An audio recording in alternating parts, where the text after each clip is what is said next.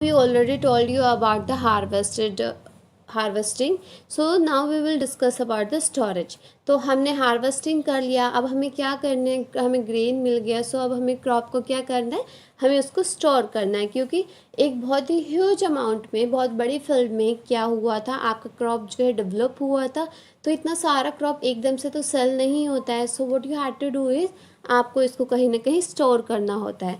So storage is also important task, क्योंकि storage एक बहुत ही इम्पॉर्टेंट टास्क है। If the harvested grains are to be kept for a longer time, they should be safe from a moisture, insect, rats, micro organism. तो अगर आपको लंबे time के लिए क्या करना है, आपको अपना जो आपने हार्वेस्टेड ग्रेन्स लिया है, काट के रखा है अपने पास, आपको उसको सेफली बहुत टाइम के लिए रखना है। तो आपको क्या करना होगा, आपको उसको मॉइस्चर से, इंसेक्ट से और रैट से बचाना होगा, और किसी भी तरह के माइक्रो ऑर्गेनिज्म से भी बचाना होगा, ताकि वो उसके कांटेक्ट में ना आए। Harvested grains have a more moisture. तो जो हार्वेस्टेड ग्रेन्स होती है, क्योंकि अभी वो एकदम से तो नहीं सूखती है, तो उनके अंदर क्या है, वो मॉइस्चर ज़्यादा होता है कंपैरेटिवली, अगर आप 6 महीने पहली क्रॉप को देखते हो।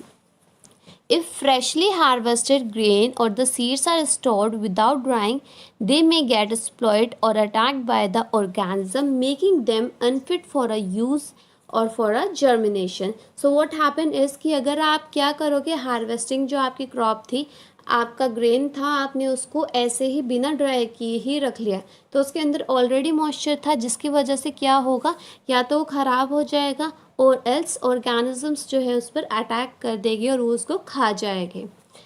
Hence, before storing them, the grains are properly dried in the sun to reduce the moisture. So that is why हम क्या करते हैं, हम अपने ग्रेन को पहले सूरज की रोशनी में सुखाते हैं, देन ओनली हम उसको क्या कर सकते हैं, स्टोरेज के प्रोसेस में स्टोर कर सकते हैं। अदरवाइज उसके अंदर मॉइस्चर होगा तो आपका जो ग्रेन है वो ख़राब हो जाएगा।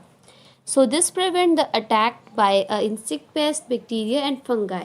बट अगर आपने उसको सुखाकर उसका मॉइस्चर जो है कम करके, या कह सकते हैं कि आपने ड्राई कर लिया है अपने ग्रेन को, सो वो उसे प्रिवेंट करेगा, उसको बचाता है इंसेक्ट पेस्ट, बैक्टीरिया या फंगाई के अटैक से, उसको बचा देता है। सो you can see it over here, this is the storage, कि ये एक गोदाम टाइप में होता है, एंड यहाँ पर आप क्या कर सकते हो, आप अपने ग्रेन को जो है स्टोर कर सकते हो फॉर अ लॉन्गर टाइम, कि आपको अगर बाद में चाहिए, so you can take it from there. And one thing more, now the Paheli is saying, I saw my mother putting some dried leaves, neem leaves, in an iron drum containing a wheat. I wonder why.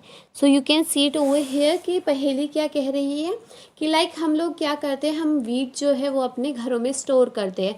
हमारे पास एक iron की टंकी होती है, और उसके अंदर हम अपने पूरे साल का क्या करते हैं, वीट जो है वो एक ही बारी में परचेज़ कर लेते हैं और उसको स्टोर कर लेते हैं, ताकि विद इन अ ईयर हम उसको आराम से यूज़ करें। सो उसमें क्या किया जाता है, उसमें कुछ लोग जो है वो दवाई डालते हैं, और कुछ लोग हैं जो नीम होता है आपका, नीम के पेड़ों की जो पत्तियाँ होती है वो डाल दी जाती है। तो वो क्यों डाली जाती है, ताकि उसमें कोई भी माइक्रो ऑर्गेनिज्म अटैक ना कर दे, या फिर उसके अंदर मॉइस्चर वगैरह से वो आपका जो गेहूँ है, आपका व्हीट है, वो ख़राब ना हो जाए। Now farmers store grain in a jute bag और अ मेटालिक बीन्स। तो जो फार्मर्स है वो क्या करते हैं, या तो जो बोरियां होती है वो उसमें क्या करते हैं, ग्रेन्स को रखते हैं, या फिर मेटालिक बीन्स के अंदर रखते हैं। Large scale storage of grain is done in a silos और द ग्रेनरीज। तो अगर हमें लार्ज स्केल का स्टोरेज करना है, मतलब हमारे पास बहुत ज़्यादा ग्रेन है, तो हम क्या यूज़ करते हैं, हम या तो उनको सिलोज में रखते हैं, या फिर उन्हें ग्रेनरीज में रखते हैं, ताकि वो रैट से और इंसेक्ट से बचाया उनको सो मतलब इनको बड़े बड़े गोदाम टाइप में रखा जाता है for a longer time, so that आप उन्हें प्रोटेक्ट कर सको from any kind of insects, या फिर from a moisture as well. Now dried neem leaves are used for storing. तो हमने देखा था अभी पहेली ने क्या बोला था, कि उसकी मम्मा जो है वो क्या करती है, कि वीट को जब स्टोर करती है तो वो ड्राइड लीव्स का मतलब सूखी नीम की पत्तियों का यूज़ करती है। सो that is also one way जिससे कि हम क्या कर सकते हैं, अपने ग्रेन्स को प्रोटेक्ट कर सकते हैं।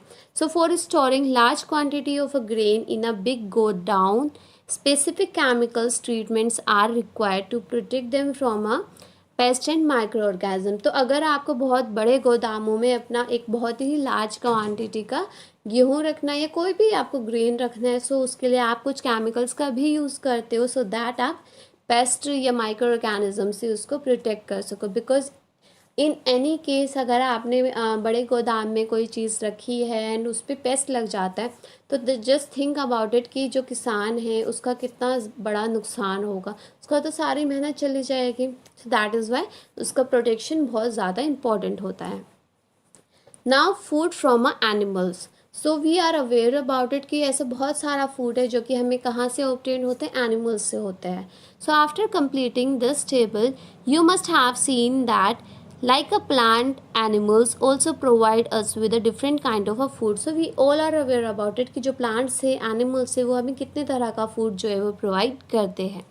Many people living in a coastal areas consume fish as the major part of their diet. तो जो कोस्टल एरियाज़ में रहते हैं, बिकॉज सी उनके इतना आसपास रहता है, सो व्हाट दे उन क्या प्रेफर करते हैं, वो फ़िश जो है वो उनका मेजर डाइट होता है।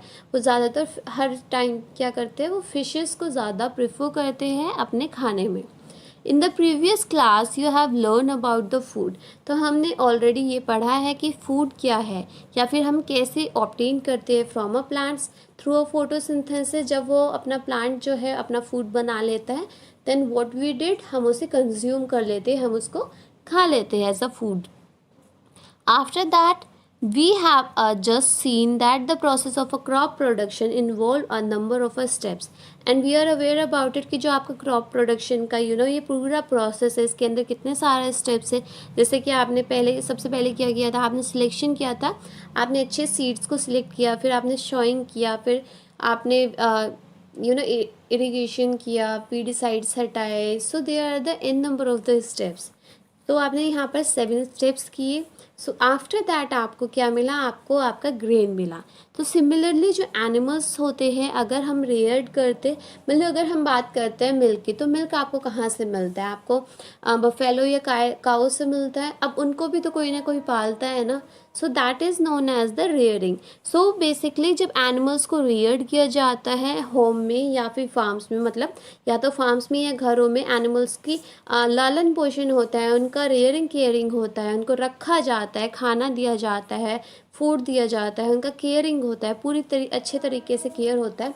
और अगर यही प्रोसेस जो है एक लार्ज स्केल में होती है, जहाँ पर जस्ट थिंक अबाउट इट कि 50 भैंस है या 20 भैंस है, तो उसमें क्या आ जाता है, वो लार्ज स्केल में, या फिर 100 भैंसें है, तो वहाँ से आपको क्या मिलता है, आपको वहाँ से दूध मिलता है, दूध, दही और जो भी प्रोडक्शन आपको काऊ या एनिमल, जो भी एनिमल आप पाल रहे हो, सो इस प्रोसेस को हम कहते हैं एनिमल हस्बेंड्री। मतलब जब हम एनिमल्स की रेयरिंग एंड केयरिंग करते हैं फॉर आर इंडस्ट्रियल पर्पस या फिर फॉर अ लार्ज स्केल, जब हम लार्ज स्केल पे एनिमल्स की रेयरिंग एंड केयरिंग करते हैं, that will be known as the animal husbandry.